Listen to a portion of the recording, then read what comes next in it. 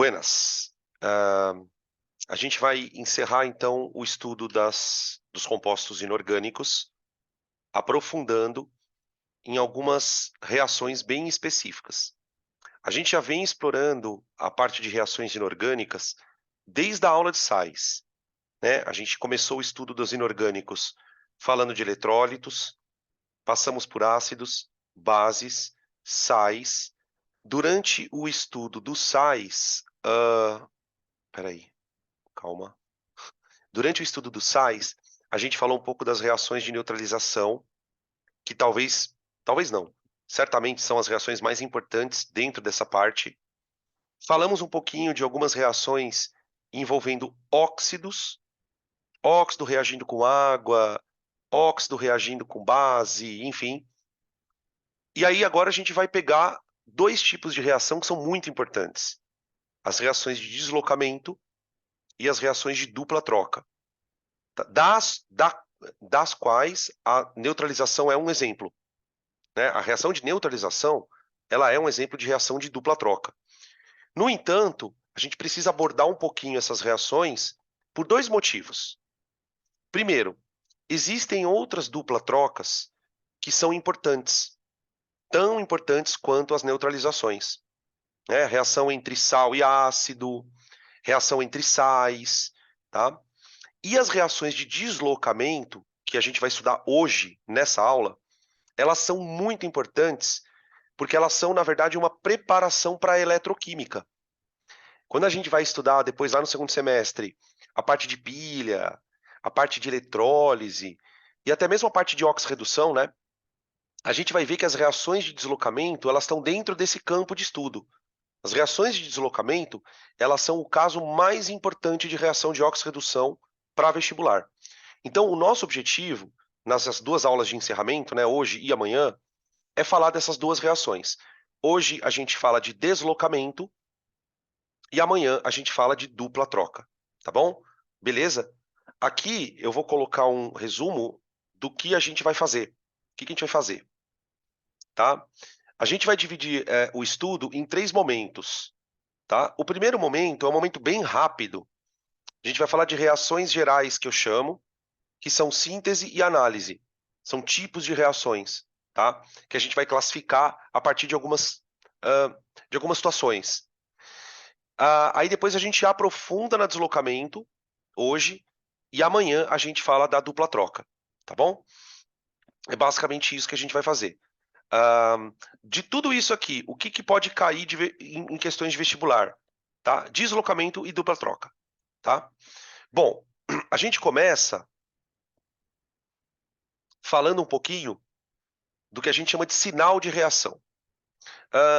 Claro que uma boa parte do que a gente estuda na química, não tanta coisa, mas uma boa parte, trata de processos de reações químicas, né? A gente faz isso em dois momentos. A gente faz isso na parte de inorgânica e depois vamos fazer isso na parte de orgânica também, né?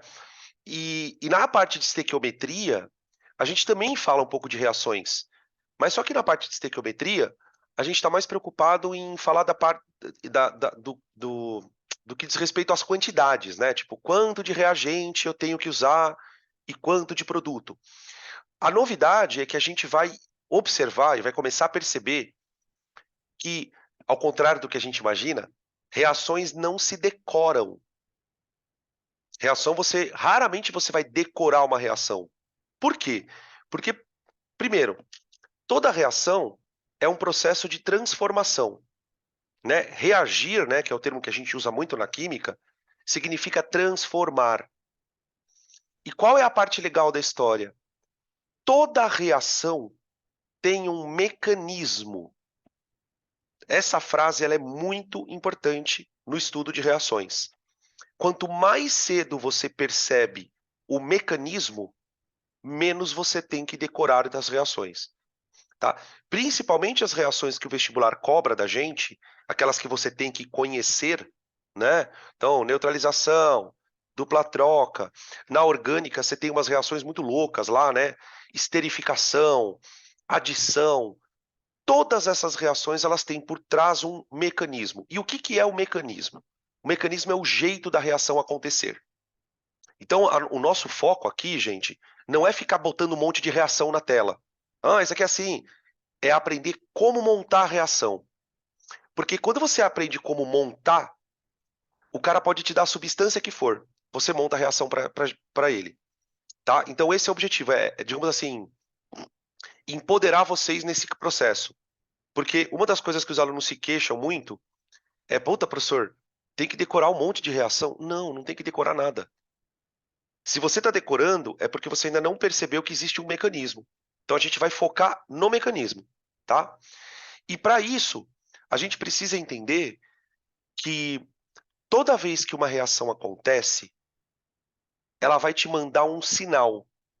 Ela vai dizer: "Oi, estou acontecendo". E por que que é importante você saber isto? Porque dependendo do sinal que a reação te dá, você sabe que tipo de reação está acontecendo. Na química inorgânica, nós temos alguns sinais muito famosos. E aqui na foto existem alguns deles, tá? Aqui, deixa eu colocar o apontador aqui, peraí. Aqui a gente tem uma reação, deixa eu colocar aqui, ó. Peraí, peraí, gente, que eu sem querer apertei um botão que eu não devia aqui. Eu descompartilhei a tela. Perdão. Aqui, pronto. Eu fui apertar um botão aqui, não era para apertar esse. Ó, aqui a gente tem uma reação. Aqui eu tenho uma solução aquosa.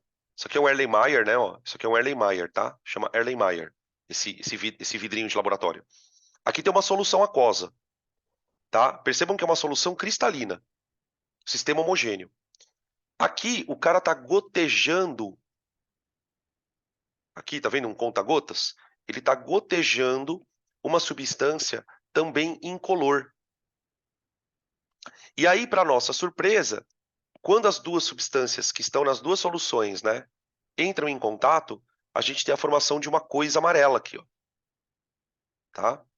Esse tipo de reação, esse tipo de sinal, ele é chamado de precipitação.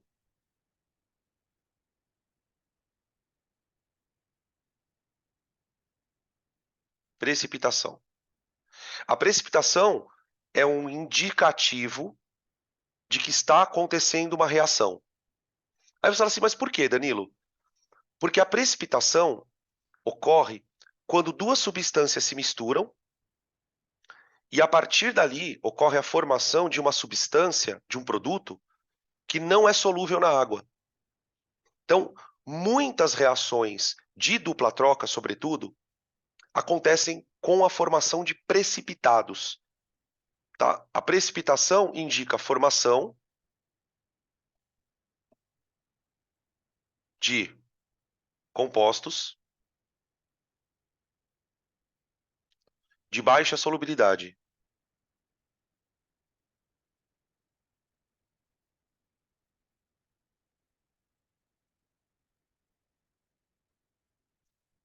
Já dando alguns spoilers para vocês, geralmente, reações que ocorrem com precipitação, elas indicam a formação de sais e bases. Tá? Uma coisa muito relevante aqui é o seguinte: não é porque um composto é sal que ele é solúvel na água. Né? Existem compostos como, por exemplo, sulfato de cálcio, fosfato de alumínio. Existem alguns sais que, embora sejam sais, são praticamente insolúveis. Bases, então, gente, nem se fala. A maioria das bases é insolúvel em água.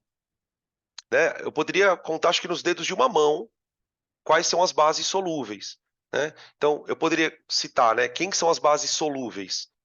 Hidróxido de sódio, as bases fortes, né? Hidróxido de potássio, hidróxido de lítio, hidróxido de cálcio. Agora, por outro lado, bases como hidróxido de ferro, hidróxido de cobre, citando algumas, hidróxido de prata, são bases que se precipitam na água. Então, por exemplo, quando um íon OH encontra um íon de prata, eles se juntam e grudam. Essa junção forma um precipitado. Isso é uma reação química, tá? Beleza? Um outro sinal muito comum é a liberação de gás. Aqui a gente tem uma reação muito famosa, né? Que tem um comprimido de tipo Sonrisal, tá ligado? Aqueles comprimidos antiácidos, enfim. E aí você joga ele na água e aí começa a sair gás, tá? Então a liberação de gás também é um sinal de reação de gás. Essas percepções, elas são importantes, por quê? Porque o exercício ele vai te dizer isso. Fala, olha, juntando fulano com Beltrano, observou-se o desprendimento de gás. A partir deste sinal, você já consegue imaginar que tipo de reação está ocorrendo. É muito importante que a gente entenda que se o composto é gás, é porque ele é volátil. Então eu estou formando compostos voláteis. Então, que tipo de compostos eu posso formar em reações? Compostos como CO2, compostos como amônia, compostos como cloro, HCl, HF, perdão. Tá? Tem uma infinidade de compostos que são voláteis. Claro que dentro do universo das reações inorgânicas, a gente vai ver que existem alguns exemplos bem importantes. Por exemplo, o CO2 é um exemplo muito famoso. Eu costumo brincar na aula assim: questão de inorgânica que tem liberação de gás, cara, provavelmente é gás carbônico. Existem várias reações que a gente vai estudar nas dupla trocas, sobretudo, que ocorrem liberação de gás carbônico, tá? E um outro sinal que a gente poderia citar, também que para nós vai ser importante até na aula de hoje, é a mudança de cor, né? Aqui a gente tem um objeto de cobre, só que é um objeto de cobre, gente. Peraí, deixa eu dar um apontador aqui, ó. Só que é um objeto de cobre. Só que e o cobre ele tem uma cor característica, né, meio avermelhada, o metal cobre. E aqui a gente está observando uma superfície esverdeada, né? Esse tipo de característica é muito comum em processos de oxidação de metais. Então, por exemplo, o cobre, quando oxida, fica meio esverdeado, né? Parênteses. Por isso que a Estátua da Liberdade é verde. A Estátua da Liberdade, ela foi construída totalmente em cobre. Aquela parte externa dela, né? Ela é toda de cobre. Só que ao longo dos anos, ela foi oxidando, oxidando. E aí, pasmem, eu acho essa informação muito louca. Quando os arquitetos projetaram a Estátua da Liberdade, não sei se vocês sabem que a Estátua da Liberdade é um presente da França para os Estados Unidos, né? Os arquitetos, ao projetarem a estátua, queriam que acontecesse isso, para que ela ficasse com aquela cor maravilhosa que ela tem, que é uma cor meio azul esverdeada. O cobre ele vai sofrendo esse processo e vai mudando de cor, né? Um outro exemplo que a gente também consegue observar no nosso dia a dia é o ferro. Quando enferruja, ele fica vermelho, meio avermelhado. Isso também indica um processo de oxidação. Prata. Talvez você tenha algum objeto de prata, um anel, uma pulseira, um pingente, um brinco, enfim. E esse objeto fica preto. De uma hora para outra ele vai ficando preto. Aquele escurecimento que é característico de um objeto de prata, ele indica também processo de oxidação. Então, a mudança de cor, vamos colocar aqui, ó, mudança de cor na superfície de metais.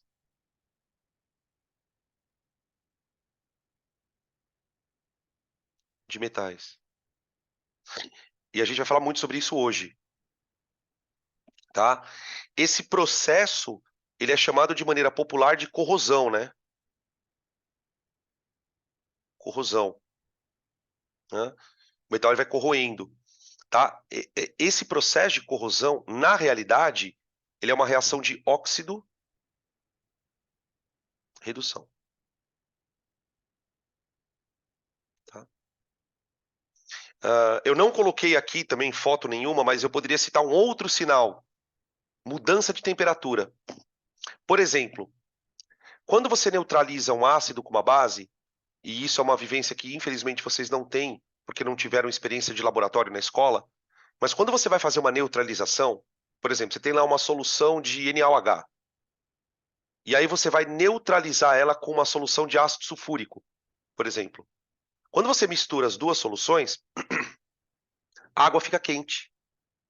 O recipiente onde a reação está acontecendo, ele aquece. Tá? Por que isso aconteceu? Porque ocorre uma reação química e algumas reações, outro spoiler, são exotérmicas. A gente vai estudar isso na termoquímica. São reações que liberam calor. Quando uma reação libera calor, ela vai liberar calor para a água, quando ela está acontecendo na água. E aí a água esquenta.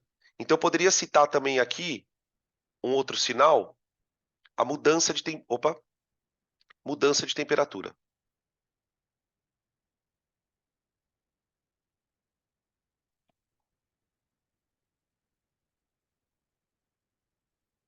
Tá? A mudança de temperatura, ela pode indicar ou absorção de calor,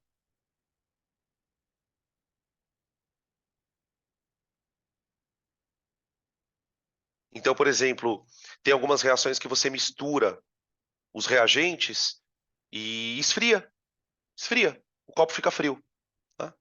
Ou liberação de calor.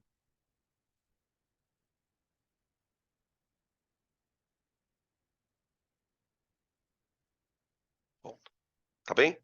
Beleza? Esse é o único sinal que não é visível. Você pode até medir ele. Você põe um termômetro dentro do sistema, né? Mistura as duas coisas e aí você vai perceber a variação de temperatura. Tá bem? Beleza? Ok, beleza. Bom, dito isto, vamos começar a apresentar as nossas queridas reações inorgânicas. Podem tirar print dessa tela se quiserem.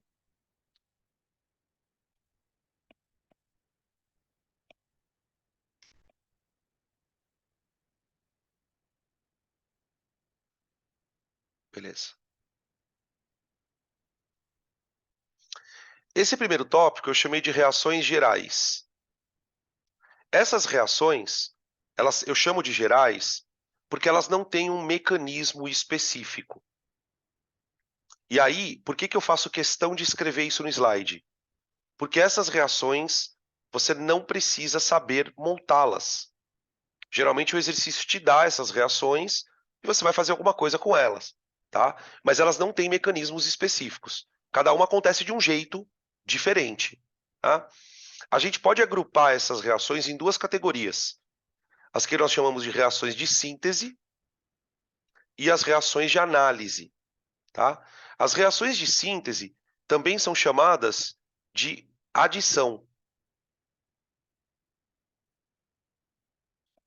E as reações de análise também são chamadas de decomposição.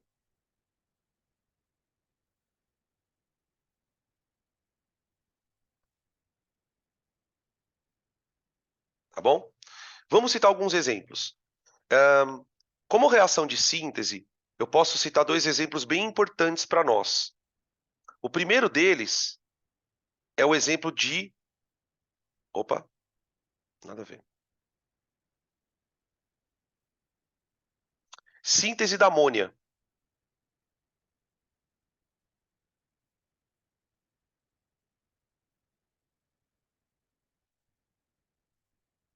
formando NH3.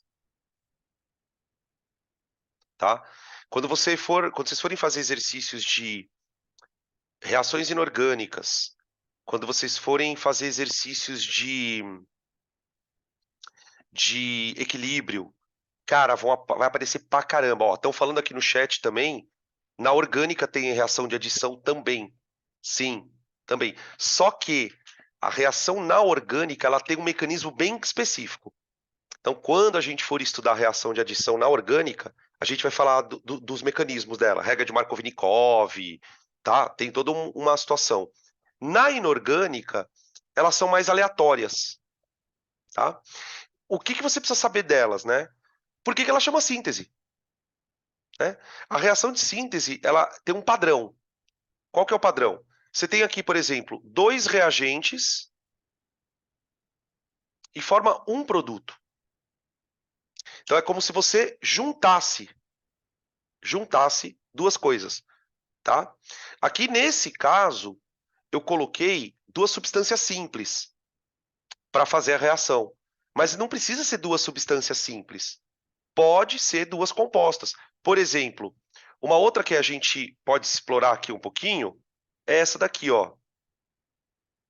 Gás carbônico, que é um óxido ácido.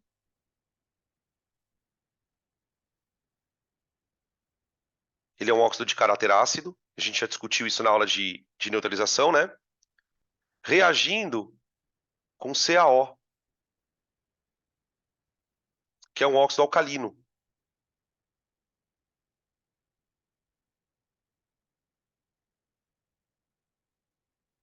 Alcalino.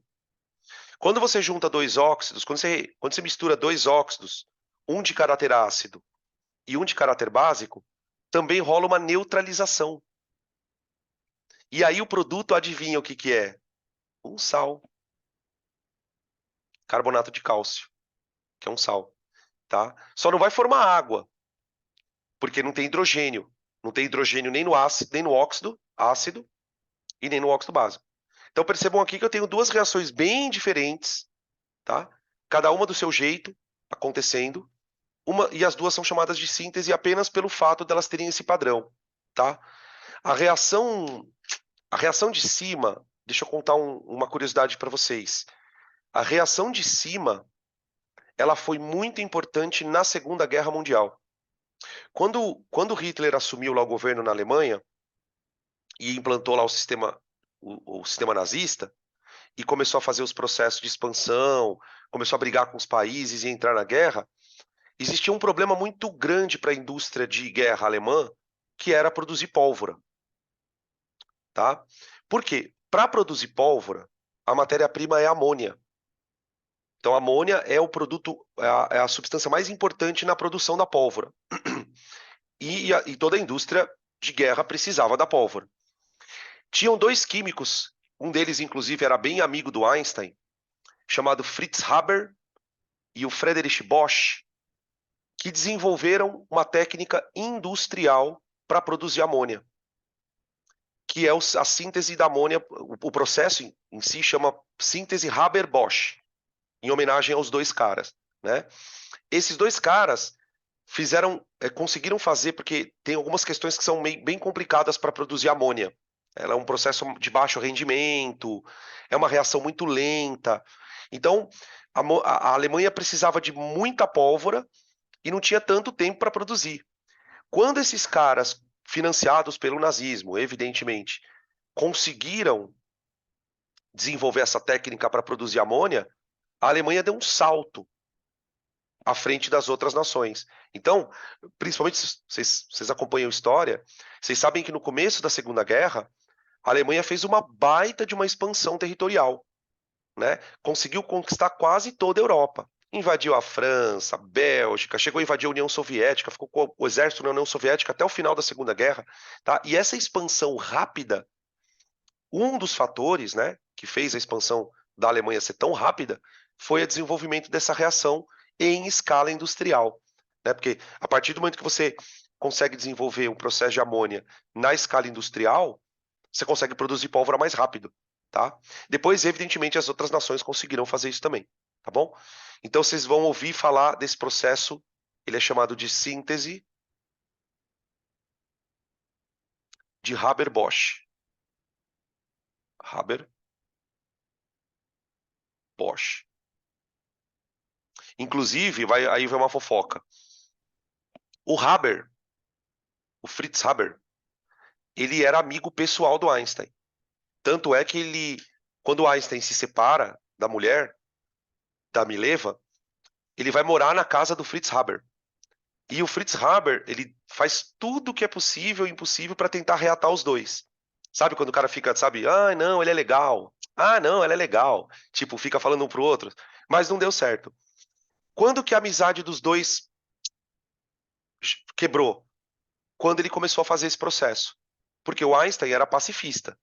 O Einstein não gostava daquela ideia do nazismo, tanto é que ele fugiu da Alemanha, né? E quando ele sabe, quando ele fica sabendo que o Haber está trabalhando para o governo nazista, porque o Haber, ele era nazistaço, assim, tipo, ele era apoiador do Hitler ao extremo.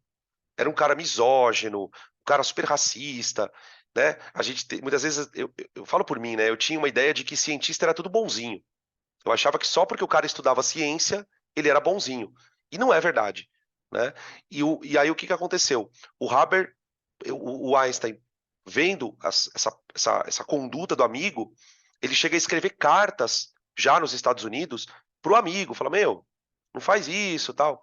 Enfim, o cara acabaram se separando e acabaram depois não se falando nunca mais, tá? Fofocas do mundo científico, beleza? Tá? Então, essas são as reações de síntese. Ave Maria, sem querer eu risquei aqui o negócio. Bom, o contrário da síntese é a análise. O contrário da síntese é a decomposição. De decomposição, gente, a gente tem algumas reações bem famosas, né? Eu posso citar aqui as eletrólises.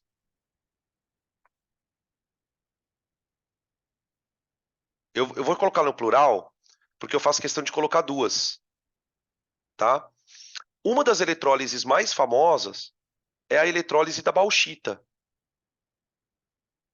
A bauxita é o minério do qual você produz alumínio. Uma pedra, você tira da natureza, tá? Essa pedra é o Al2O3, né? E aí, essa bauxita, ela vai virar alumínio e oxigênio, tá? Deixa eu balancear ela aqui. 2, 4 e 3, tá? Observem que nessas reações, a gente está fazendo o balanceamento por tentativa. Você vai colocando os números, né? Existe uma outra técnica de fazer balanceamento, que é a técnica de balanceamento por oxirredução, que a gente vai estudar no segundo semestre, tá? E uma outra eletrólise que é importante é a eletrólise da água. A eletrólise da água, formando hidrogênio e oxigênio, né? Essa reação, ela tem especial interesse quando a gente pensa em energia renovável, né? Que é um assunto que os vestibulares adoram. Fontes renováveis versus fontes não renováveis, relação custo-benefício, impacto ambiental, enfim, toda aquela problemática que vocês já estudam isso em geografia, também estudam, a gente estuda um pouco isso em química, tá? Beleza? A eletrólise da água é importante porque ela é uma forma de produzir hidrogênio de maneira renovável. E o hidrogênio é um combustível. É um combustível. Inclusive, existem pilhas, ou talvez o termo não seja muito correto falar pilha, mas existem baterias movidas a hidrogênio. Quando a gente for estudar pilhas, a gente vai falar sobre células de hidrogênio. Se você já ouviu ou já leu esse termo em algum exercício de química, uma célula de hidrogênio ou célula de combustível são pilhas eletroquímicas, portanto, geradores eletroquímicos que usam hidrogênio para produzir corrente elétrica, tá? Beleza? São duas eletrólises.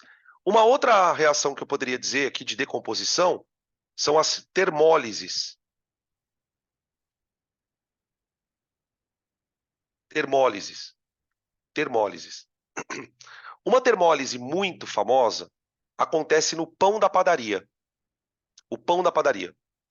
No pão da padaria, que a gente compra na padaria, ele usa um fermento químico, certo? Não sei se vocês sabem que existem dois fermentos. Tem o fermento biológico e o fermento químico, aquele fermento pó royal, tá ligado? Que a gente usa para fazer bolo e tal. O fermento biológico, ele usa um processo biológico para produzir gás, que é uma fermentação. Então você põe a massa lá, põe o fermento, O fermento, na verdade, são leveduras, o Saccharomyces cerevisiae, né? Que é uma levedura, e a levedura vai comer o carboidrato. Literalmente, ela vai digerir o carboidrato. E ao digerir o carboidrato, ela produz gás carbônico. Então, quando você vai fazer massa de pizza, sabe aquelas massas que você tem que deixar descansando? Geralmente é massa de pão, pão caseiro, e massa de pizza. Essas massas você tem que deixar descansando, por quê? Para deixar o fermento agir. Agora, existem fermentos, como o fermento pó real, né? Que ele só funciona no forno. Então, por exemplo, você vai fazer um bolo. Você faz lá, mistura a farinha, aí você pega aquele pozinho branco e mistura. Se você deixar a massa parada ali, ela não vai crescer. O fermento ele ativa quando ele vai para o forno. Por quê? O que que é o fermento químico? Ele é um sal. Geralmente ele é um sal. Só que é um sal que quando você aquece, ele quebra, ele decompõe. Um dos sais que é muito famoso na fermentação de pão é o KClO3. Ops, KClO3. Aqui. Que é o clorato de potássio. Tá? Tem o clorato de potássio, o bicarbonato de sódio, também é um sal que decompõe. Tá? Mas no fermento de padaria, o que tem maior quantidade é o clorato de potássio. O clorato de potássio, ele é um sal que quando você aquece ele, ele vira KCl, cloreto de potássio, e O2. E O2, tá? E aí, para fazer o balanceamento, eu vou colocar aqui 3/2. Só que isso acontece só quando você esquenta. Então, por exemplo, não sei se já aconteceu com vocês. Às vezes você vai fazer um bolo e ele embatuma. Já ouviram esse termo? Embatumar o bolo. O que que é embatumar? É não deixar o bolo crescer. O bolo fica uma borrachinha, uma solinha assim. Geralmente, por que que o bolo embatuma? Porque o forno não estava quente o suficiente. Então, tipo, você põe, ou, por exemplo, você já deve ter ouvido falar, né? Você está fazendo bolo, tua mãe, tua avó fala lá, para de ficar abrindo o forno. Por quê? Porque para deixar o fermento decompor, você precisa deixar quente. Se você ficar abrindo e fechando o forno toda hora, ele não esquenta. Aí o que que acontece? A massa cozinha, a massa assa, mas ela não cresce. O bolo fica borrachudo, tá?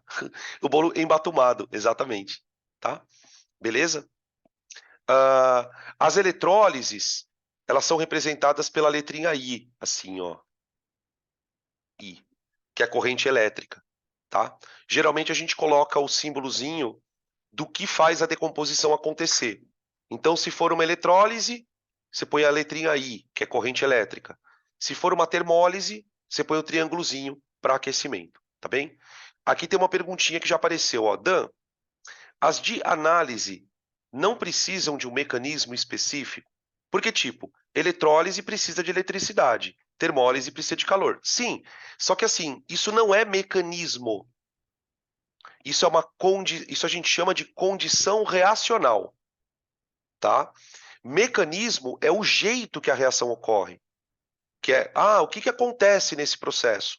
Tá? Por exemplo, a eletrólise ela tem um mecanismo, tanto é que a gente vai estudar ela em separado, né? Uma coisa que a gente vai perceber, gente, é que as reações que a gente estuda de maneira mais aprofundada são as que têm mecanismos específicos.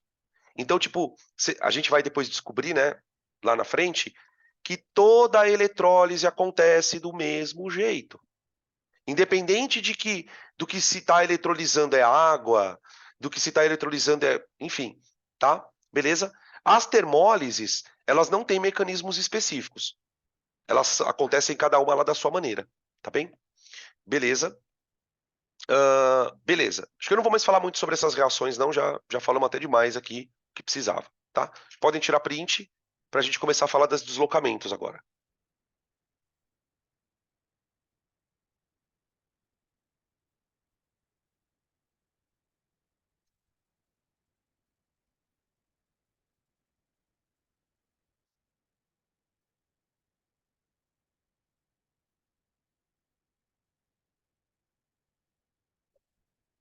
Ô, gente, espera um pouquinho que eu tô escutando um barulho meio estranho aqui, peraí.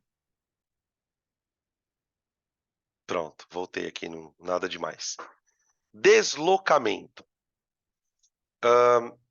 A gente vai separar os deslocamentos em duas etapas.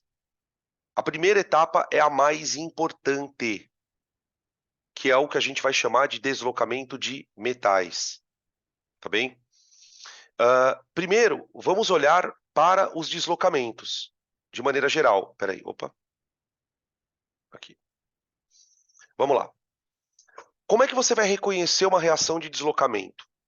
Para começar, a reação de deslocamento, que também é conhecida como simples troca, talvez você já tenha ouvido esse termo, reação de simples troca, ela acontece da seguinte maneira. Você tem uma substância A, que é uma substância simples, tá? Essa substância simples, ela é um metal. Pode também ser hidrogênio. Conforme a gente vai avançando no conteúdo, eu vou mostrar a questão do hidrogênio. E essa substância A, ela vai reagir com uma substância composta, BC. Tá? Essa substância composta geralmente é um sal ou um ácido. Então, ó, já começa a perceber o nível de especificidade. Não é qualquer substância simples, é um metal. Não é qualquer substância composta, é um sal ou ácido. Tá? E aí, a reação se desenrola da seguinte maneira. Essa substância A reagindo com BC, ela vai fazer isso acontecer. Ó.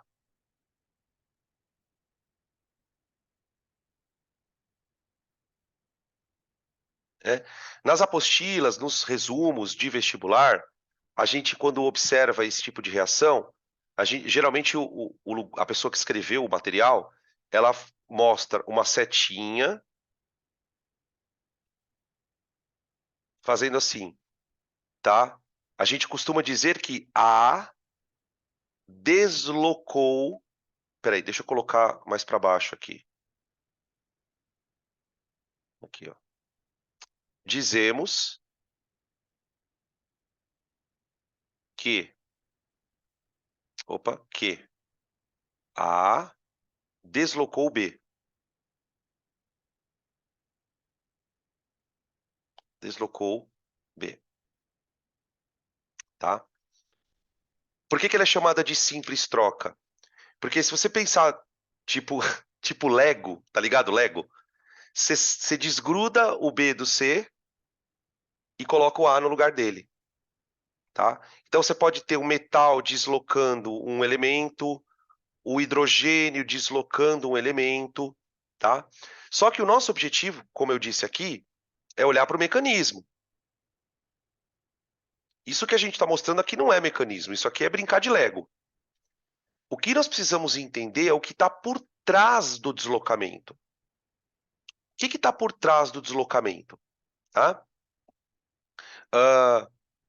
Estão perguntando aqui se esse B é alguma parte específica do composto. Vamos que a gente vai chegar lá. Conforme a gente vai desmembrando o mecanismo, a gente vai entendendo quem é esse B. Que diabo que é esse B? Né? Porque, por exemplo, quando você pensa num sal ou num ácido, o que é esse B, afinal de contas? Então, eu chamo a atenção de vocês para o seguinte. Se esse composto BC ele é um sal ou um ácido, vocês concordam comigo que isso aí é um eletrólito? Isso é um eletrólito. E nós sabemos de outras carnavais que quando você escreve a fórmula de um sal ou quando você escreve a fórmula de um ácido, o primeiro elemento que você escreve é um cátion e o segundo é um ânion. Tudo bem? Por exemplo, se a substância BC ela for um sal, esse B pode ser o sódio, potássio, cálcio, magnésio, zinco, cobre, concorda? Se for um ácido, Isso é o H+. Tá certo? Isso é o H+. Tudo bem? Tá. Gente, o metal, ele tem carga zero. O metal, quando ele está no estado puro dele, ele não tem carga. A gente fala que o NOx é zero, né? Tudo bem. Agora, se você olhar do lado direito, o que acontece? Quando o metal desloca o elemento B, ele assume o papel de cátion.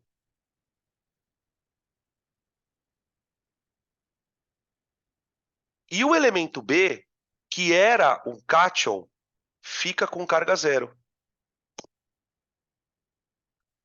Tá certo? Então, o que a gente vai observar com atenção? O elemento C, ele continua lá, bonitão. Ele só troca de parceiro. Ele estava ligado com o B e agora está ligado com o A. Né? O que a gente percebe? Que houve uma mudança de carga. Né? Então, houve mudança de carga. Carga. O elemento A, ele passou de 0 para +1.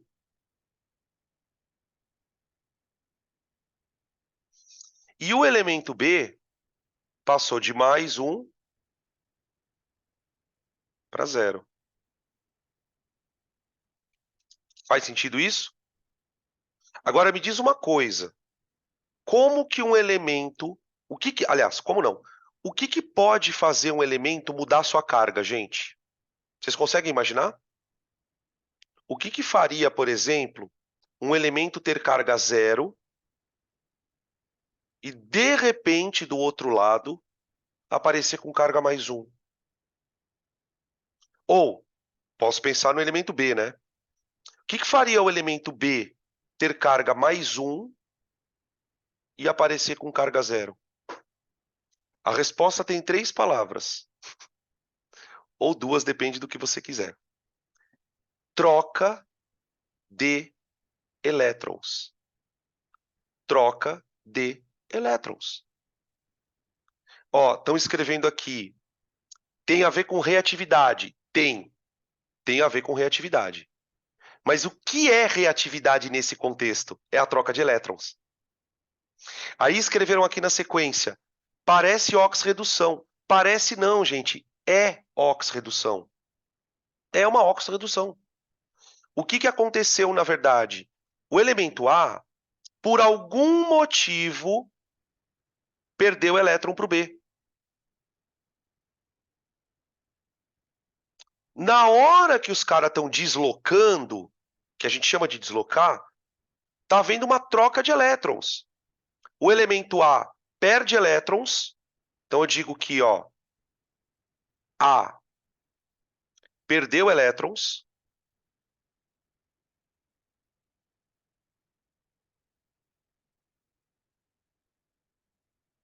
tá? Isso, lá no segundo semestre, nós vamos dizer que ele sofreu oxidação.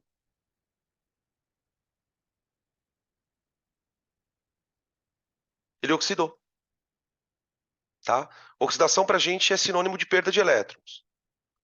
E o elemento B, que era positivo, para ficar sem carga, teve que ganhar elétron. Então, o cátion B+, ganhou elétrons.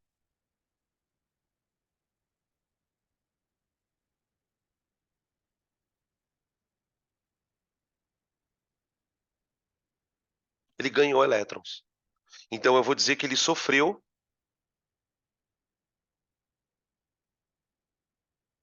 redução.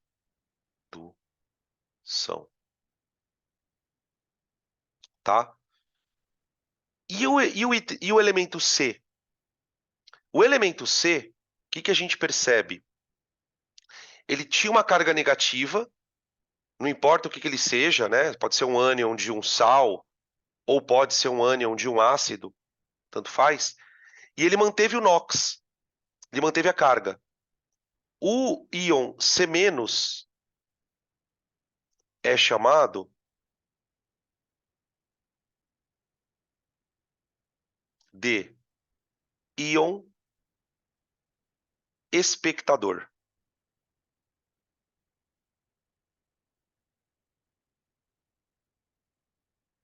Tá? A gente usa esse termo espectador. Tá? Por que a gente usa esse termo?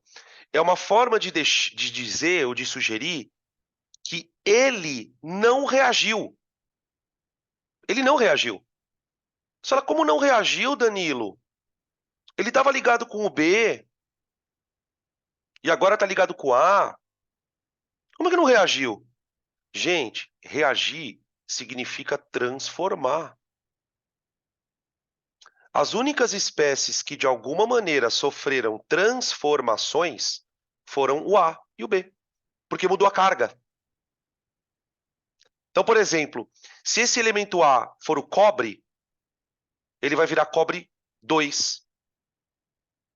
Se o elemento A for o ferro, ele pode virar ferro 2, ferro 3. Ele vai corroer o metal. O metal ele sofre corrosão. Quando acontece este processo, ele dissolve aquele metal. Agora, forma-se um outro composto no lugar.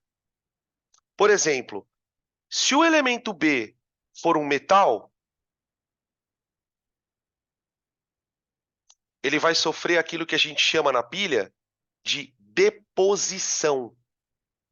Ele se deposita numa superfície.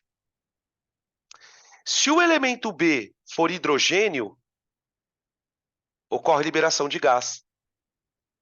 Então vai ter situações em que você vai, por exemplo, quer ver um caso que acontece isso? Quando você joga magnésio no ácido. Quando você joga magnésio no ácido, o magnésio vai dissolver no ácido e você vai observar a liberação de gás. Isso é tipicamente uma reação de deslocamento, tá? Então, qual é o mecanismo do processo, né? Já que nós estamos em busca de um padrão, né? O mecanismo é o elemento que está aqui fora, ele se tornará um cátion.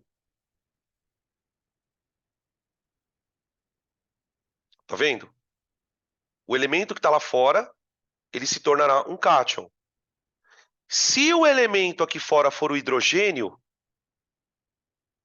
ele vira um ácido. Ele vira H+, do outro lado, tá? E o elemento que está na forma de cátion vira substância simples, tá? É basicamente esse o mecanismo, tá bom? Vamos pegar uns exemplos para a gente poder discutir isso um pouquinho melhor, né? Vamos pegar exemplos com substâncias químicas de verdade, tá? Podem tirar print, por favor?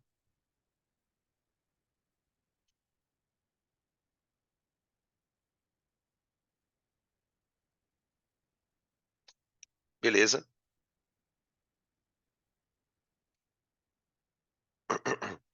Opa. Olha só. Vamos imaginar, já vamos de cara pegar a reação mais importante. Sim, o exemplo que a gente vai usar, inclusive, em outras aulas. Eu vou pegar um pedaço de zinco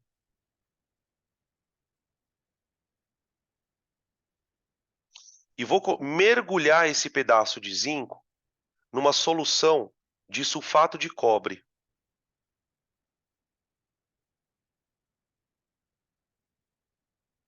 Pronto.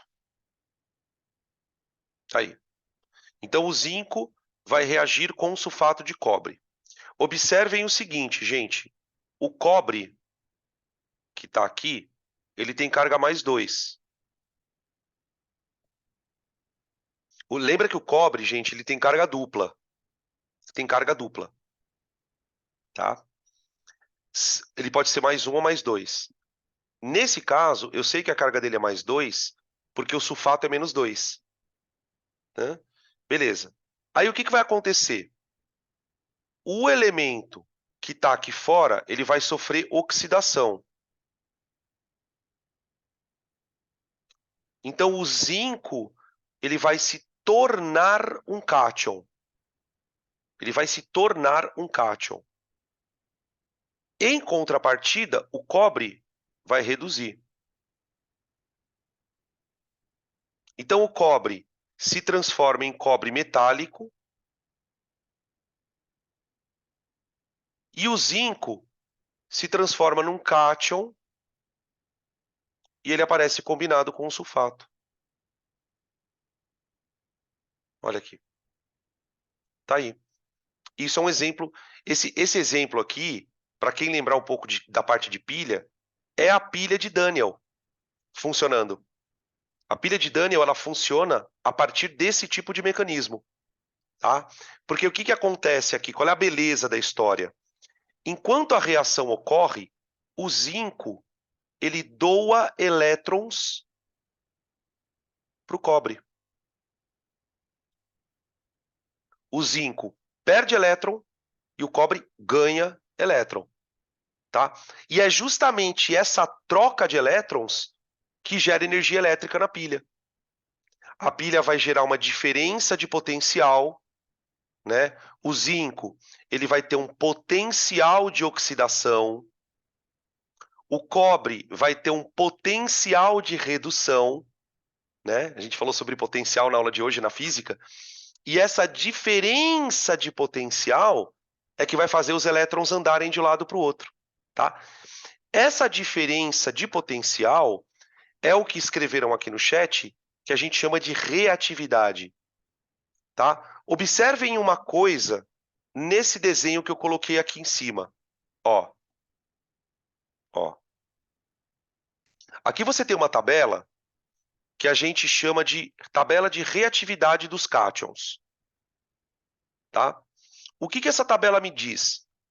Que elementos têm mais vontade de perder elétron? Ele escreve aqui de maneira bem oportuna, ó, reatividade ou eletropositividade. Né? Quero chamar a atenção de vocês para o seguinte, ó. Olha onde está o zinco na tabela. Deixa eu dar um zoom aqui, peraí. Ó. Olha onde está o zinco. O zinco ele está na categoria do que a gente chama de metal comum, tá? O cobre ele está aqui, ó.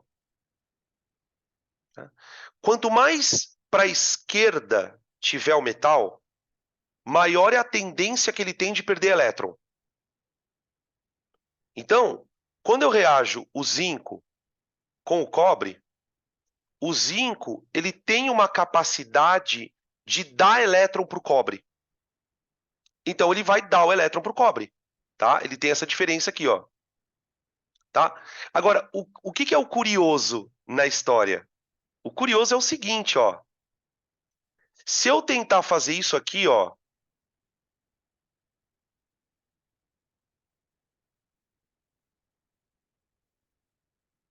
se eu tentar misturar cobre com sulfato de zinco, não ocorre reação nenhuma.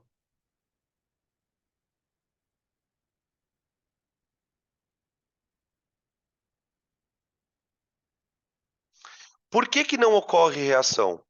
O cobre não é eletropositivo suficiente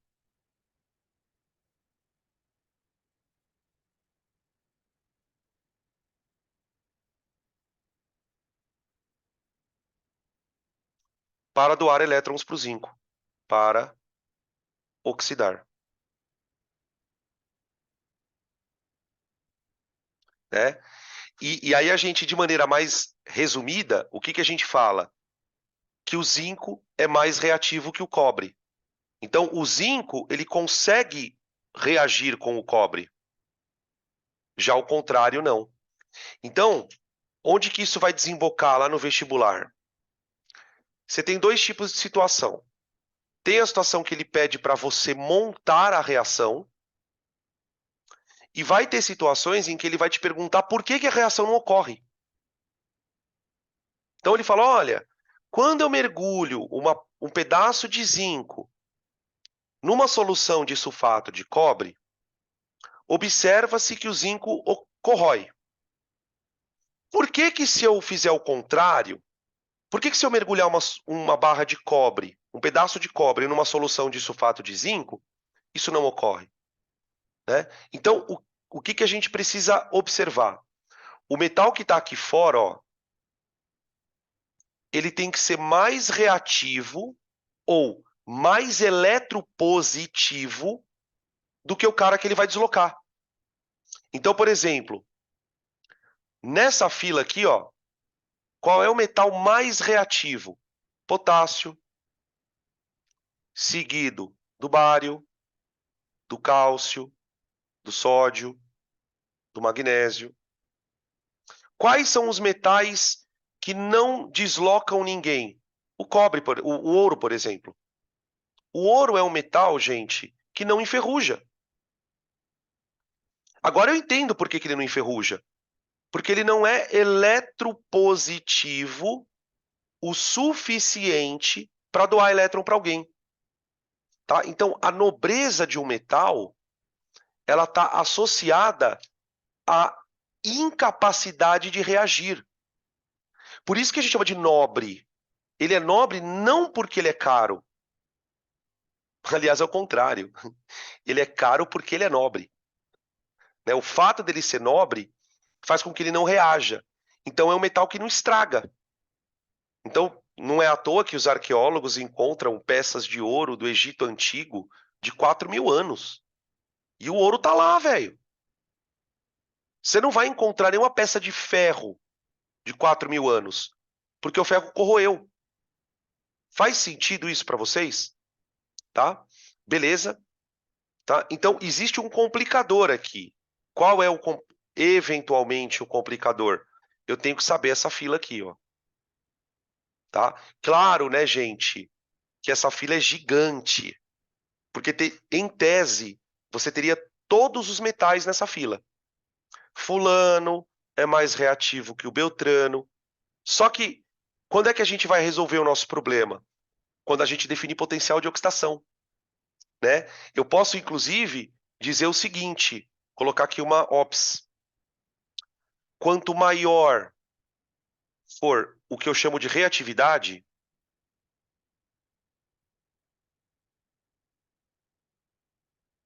do metal,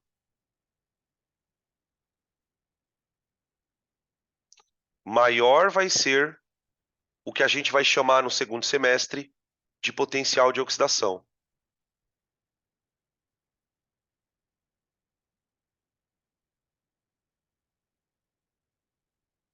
Tudo bem? Quanto maior a reatividade, maior o potencial de oxidação. Ok? Beleza? Outra coisa que eu queria comentar é o seguinte: cuidado. Cuidado. Cuidado com o quê? Vamos observar um exemplo. Ó. Vamos supor que eu reaja magnésio com a GCl, um sal, tá? Então eu peguei um pedaço de magnésio e coloquei ele em contato com uma solução de cloreto de prata, que é um sal, tá? Observando aqui na fila, ó, o magnésio, ele tá aqui, ó. Então ele é um metal que adora perder elétron. Ou, pelo menos ele adora mais do que a prata. Então ele vai deslocar a prata, não vai? O que acontece, gente? A prata, ela tem NOx mais um. Ela tem carga mais um. Deixa eu colocar de branco mesmo, vai, peraí. Opa, fica parecido com o outro ali. Ó, a prata, ela tem carga mais um. Oxi. Mais um. Tá. Quando o magnésio... Aqui eu escrevi uma coisa errada, né? Meti uma setinha do nada. Quando o magnésio reagir com a prata, ele vai entrar no lugar da prata. Só que, gente, o magnésio tem carga 2. Tem carga 2. Então, não é sempre que o elemento que entra tem a mesma carga que o que sai, tá? Você tem que tomar cuidado para não montar a equação errada. Então, o produto aqui, ó, exatamente, estão escrevendo aqui no chat já. Exatamente. O produto não é MgCl, ele é MgCl2. Ou seja, mais um motivo para você memorizar a carga de cátion. Se vocês ainda não memorizaram as cargas dos principais cátions, entendam a importância que isso representa. Porque antes, o problema era montar a fórmula de base, montar a fórmula de sal. Então, se você não consegue montar essas fórmulas, você não consegue montar a reação. Ah, professor, mas espera um pouquinho. Lá do outro lado tem só um cloro. Calma que depois você balanceia. Você vai balancear isso depois. Mas é importante você entender por que do outro lado eu escrevo MgCl2 e não MgCl, tá? E aí a pratinha fica de boa na lagoa. Olha lá, tá? E aí eu vou balancear. Ó, põe um 2 aqui, põe um 2 aqui um e aqui um, tá? Cuidado com as cargas, tá? Por exemplo, se aparecer um ferro, você vai ter que saber se o ferro é 2 ou 3, aí o exercício vai ter que te dizer, tá? Se aparecer um cálcio, carga 2, tá bom? Os metais alcalinos e alcalinos terrosos é mais tranquilo. Metal alcalino família 1A, carga mais 1. Metal alcalino terroso, carga 2A. Carga mais 2 porque é família 2A, tá bom? Beleza? Aí, gente, evidentemente, se eu tentar fazer o contrário, ó,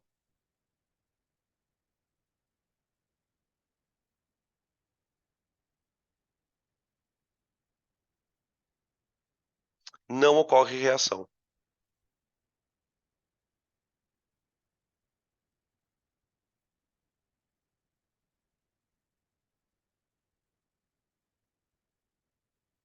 Não ocorre reação.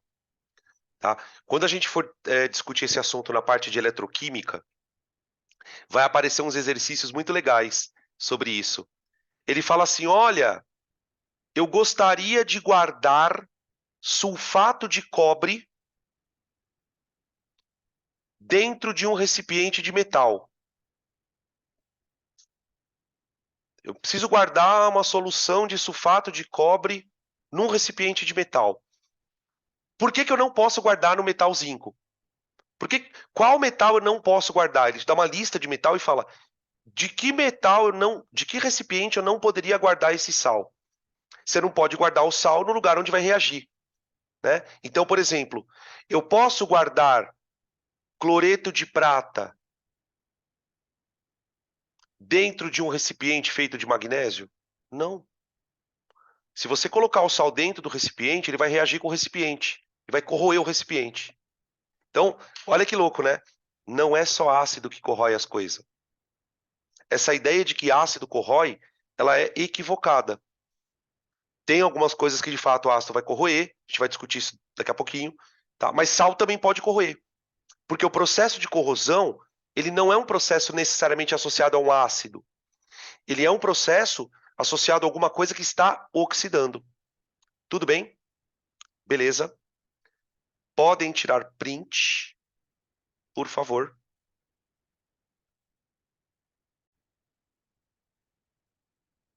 Bom, complementando a questão dos deslocamentos de cátions, né? A gente pode falar um pouquinho das reações de metais com ácidos. Eu vou voltar um pouquinho aqui no slide anterior, na fila de reatividade, para a gente perceber que na fila de metais aparece o hidrogênio lá meio como um intruso, né? Porque o hidrogênio ele não é um metal. Só que o hidrogênio, embora não seja um metal, ele pode se comportar como um cátion, tá? Ele pode se comportar como um cátion. Então, o que a gente percebe nessa fila? Você tem alguns metais aqui, ó, à esquerda do hidrogênio, né? Seriam os metais da família 1A e 2A e alguns metais que ele chama de comum aqui na fila, né? Esses metais, eles são mais reativos do que o hidrogênio. Por outro lado, você tem os metais como o cobre, o mercúrio, a prata, o ouro, que são metais nobres, que são menos reativos que o hidrogênio. Então, é interessante a gente observar que dependendo do metal que você reage com ácido, essa reação pode acontecer ou não, né? Então, eu vou mostrar para vocês alguns exemplos desse tipo de situação. Vamos colocar aqui, ó. Por exemplo, imagina que você tenha um pedaço de alumínio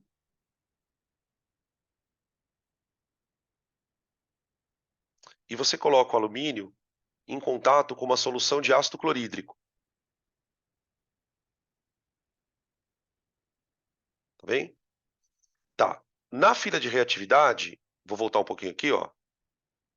O alumínio, ele é mais reativo que o hidrogênio. Veja, ó. Alumínio, hidrogênio. Tá vendo? Então, o alumínio, ele pode deslocar o hidrogênio.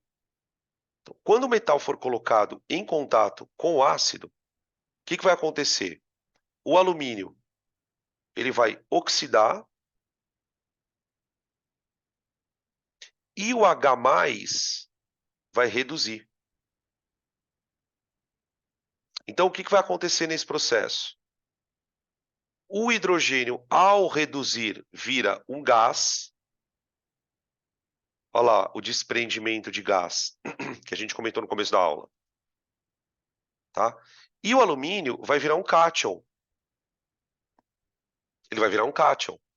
Quando ele virar um cátion, ele vira mais 3. E aí você forma a LCl3. Tá vendo?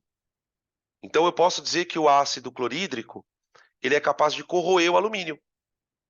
Tá? Fazendo o balanceamento aqui, gente, o que a gente vai observar?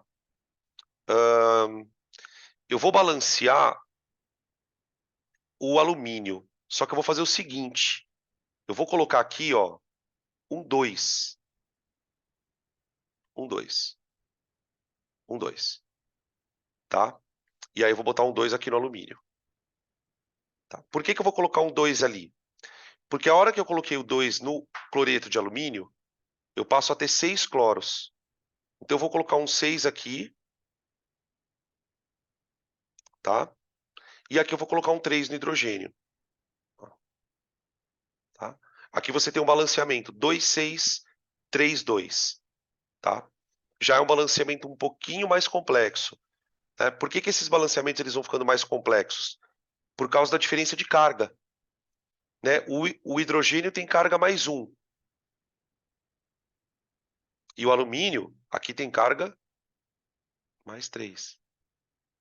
Tá? Observa que nesse caso, o cloro, ou melhor, né? O cloreto, ele não oxida nem reduz. Ele é um íon espectador. Assim como nos outros casos, aqui, ó. Aqui, ó. Aqui, o sulfato era um íon espectador. Ele estava ligado ao cobre aqui, ó. E aqui ele está ligado ao zinco. E aqui também o cloreto, ó. Coincidentemente, ele também era um íon espectador, tá? Em algumas questões, o cara pode até te perguntar, quem que é o íon espectador? Nesses casos, onde acontece o deslocamento do cátion, né, que é um metal, por exemplo, o íon espectador é sempre o ânion, tá? Agora, olha que curioso. E se eu tentar pegar um pedaço de prata, e jogar no ácido? Aí a reação não ocorre. Ó, aqui eu vou dizer o seguinte, né? Ó, o alumínio é mais, eu vou usar a palavra que vocês usaram ali no chat, reativo em relação ao H+.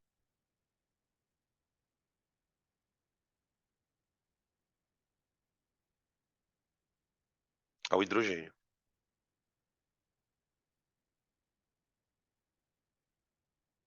Então, o que isso quer dizer, né? Ele tem eletropositividade suficiente para deslocar o hidrogênio. Agora, se eu tentar fazer com a prata,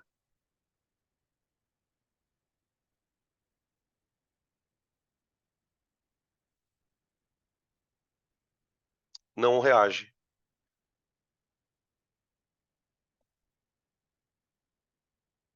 Tá? Ou seja, aqui a gente também, como é que eu posso dizer? A gente desmistifica aquela ideia de achar que ácido corrói tudo. Não é verdade. Uma substância para ser corroída por ácido, ela tem que reagir com o ácido. E aqui, tá, gente?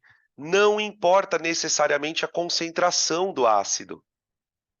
O fato do ácido ser mais concentrado ou menos concentrado, ele vai interferir na velocidade da corrosão. Então, por exemplo, se eu jogar alumínio no ácido diluído, a reação é lenta. Ele corrói lentamente. Se eu jogar o alumínio no ácido concentrado, ele corrói rápido. É a velocidade da corrosão, que daí a gente vai discutir isso na cinética. Né? Por que que quando um ácido é mais concentrado, a reação é mais rápida? Tá? Não confundir rapidez da reação com espontaneidade. Aqui nós estamos falando de espontaneidade. Ou a reação ocorre, então ela é espontânea, ou ela não ocorre, ela é não espontânea.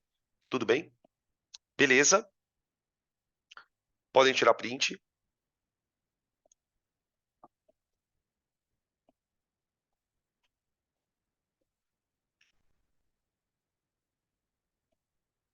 Ok. Opa. E aí a gente vai para o segundo caso, o deslocamento de ametais. Aqui eu já vou colocar uma ressalva menos importante. Por quê, Dan? Porque cai menos. Só por isso. Tá? O que acontece no deslocamento de ametais, gente? O modelo é praticamente o mesmo. Ó. Você tem aqui uma substância simples, que é um ametal. Geralmente aqui você pode ter flúor, cloro, bromo, iodo, tá? São exemplos de ametais. Já volto. Tá? E aí eu vou reagir com uma substância BC, que também pode ser um sal. Geralmente aqui é um sal. Geralmente aqui é um sal. Tá? No caso do deslocamento de ametais, o ametal ele vai deslocar o ânion, não o cátion. O metal desloca cátion. O ametal desloca ânion. Tá? Quando ocorrer o deslocamento, o que vai acontecer? O ânion ele se transforma numa substância simples e o ametal vira ânion. Ó.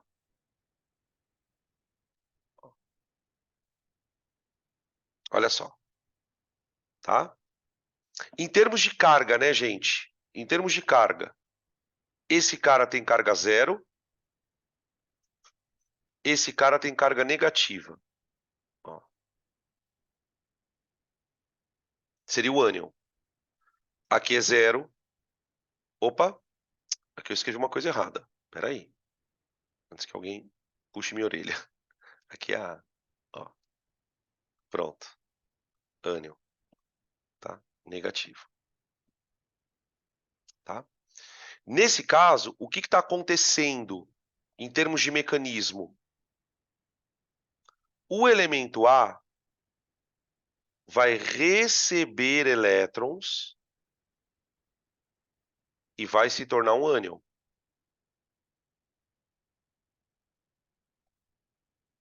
Então, ele vai sofrer redução.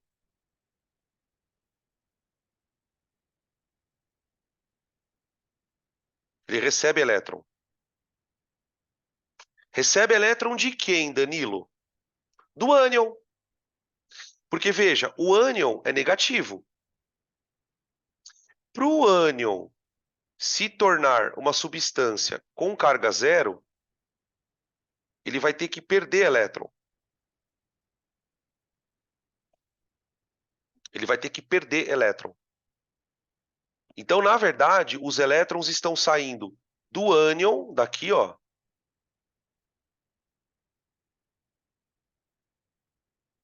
para cá. Ele sofre oxidação.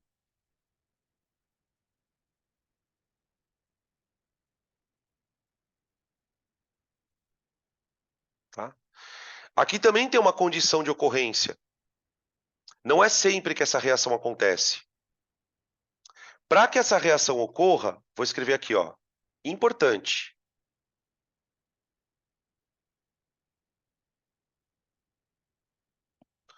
Para que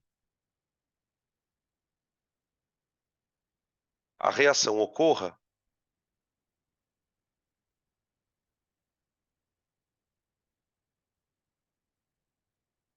A deve ser eletronegativo o suficiente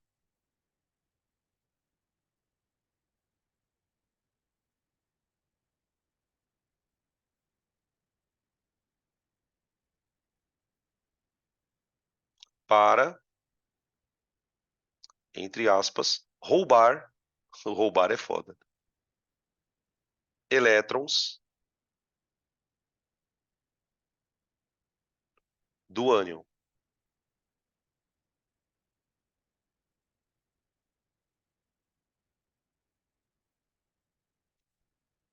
Né? Então é muito louco, porque o mecanismo ele é parecido, mas é o contrário. Né? Quando a reação é com metal, o que a gente avalia? A capacidade do metal dar elétron para poder deslocar. Portanto, é uma eletropositividade. Quando a gente está avaliando um deslocamento de ametal, a capacidade que você analisa já não é mais eletropositividade, é eletronegatividade. E aí, quanto mais eletronegativo for o A, maior vai ser a chance dele roubar o elétron. Tá? Estão perguntando aqui. Se o ânion for um oxigênio, esquece. Só o flúor desloca o oxigênio. Só o flúor pode deslocar o oxigênio. Porque daí o flúor é mais eletronegativo. Tá? Em geral, os elementos que vão aparecer são esses daqui, ó. Tá? Eu coloquei de propósito, na verdade, justamente os que mais aparecem. Esses daqui, ó. Flúor, cloro, bromo e iodo. Tudo bem? Beleza? Tranquilo? Tá? Eu vou colocar exemplos, tá, gente? Então, primeiro, tira print dessa tela. Eu vou ter que voltar uma tela porque pediram para eu voltar para tirar print da outra que não conseguiram. Então, tira dessa primeiro. Tira print dessa.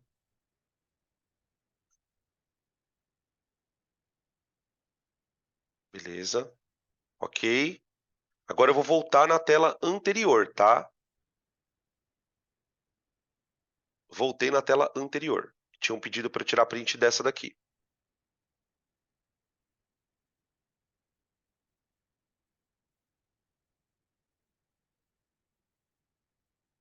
Beleza. Nada, imagina. Ok. Vamos pegar exemplos.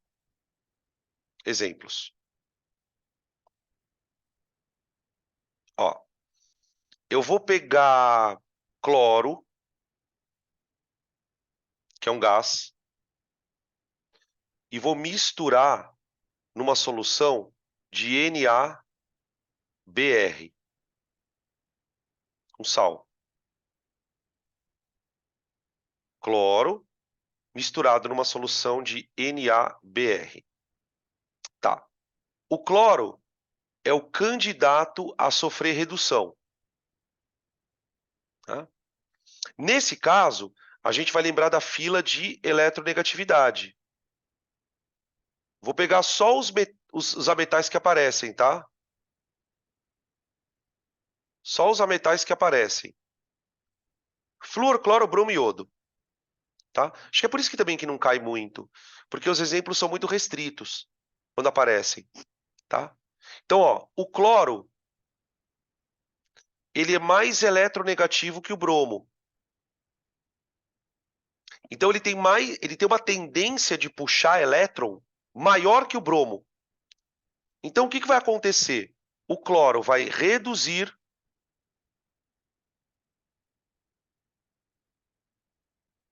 só que para isso o bromo vai oxidar.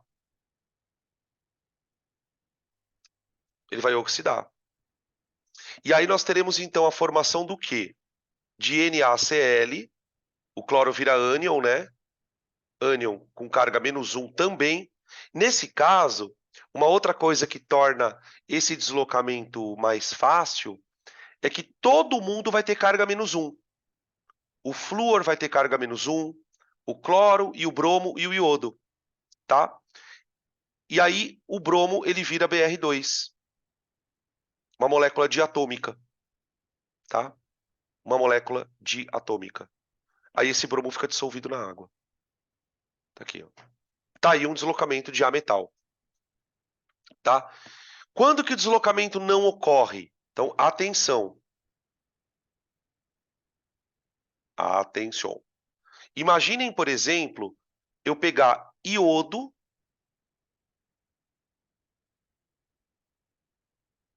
e tentar reagir com NaCl.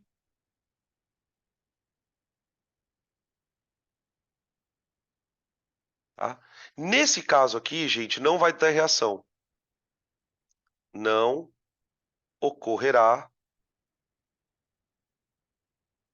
deslocamento.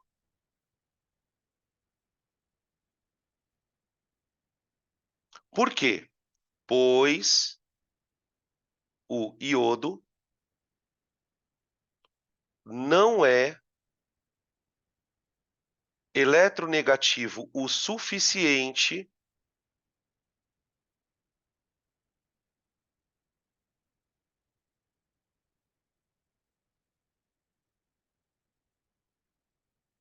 para, vou usar de novo aquela palavra, roubar elétrons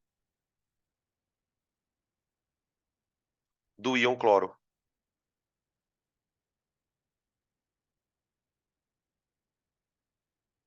Do íon cloro, tá? Esse tipo de comportamento de roubar elétron, ele vai estar associado na aula de pilhas, né, aos potenciais de redução. Quando a gente for estudar lá na parte de oxirredução, você vai ver que as espécies elas vão ter potenciais de oxidação, que vai medir essa tendência de perder elétron, e potencial de redução, que vai medir a tendência de ganhar elétron, tá? Beleza? Mas, insistindo na minha fala, concentrem o estudo de vocês no deslocamento de metal. Metal e de ácido, né? Os primeiros exemplos que eu trabalhei com vocês. Tudo bem? Beleza? Gente, deslocamento é isso, tá? Deslocamento é basicamente isso. Tá? Perguntas, dúvidas? Senão a gente vai terminando por aqui hoje.